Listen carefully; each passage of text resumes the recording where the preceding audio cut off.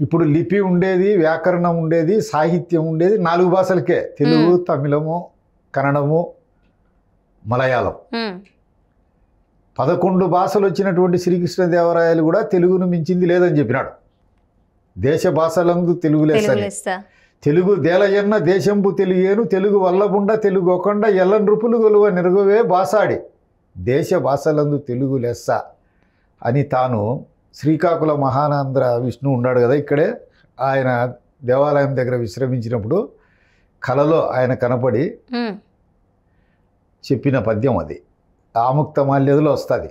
ఆయనకు 11 భాషల్లో పండిత ప్రకాండు ఆయన మాతృభాష తులు. తులు కూడా ఈ ద్రావిడ భాష కుటుంబంలో ఒకటి. ఆయన తెలుగునే మెచ్చుకున్నాడు.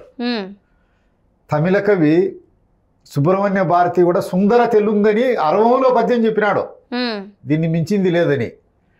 ఇంత అపారమైనటువంటి సాహిత్యము ఉంది. ఈ ప్రపంచంలో అజంతా భాషలు 2.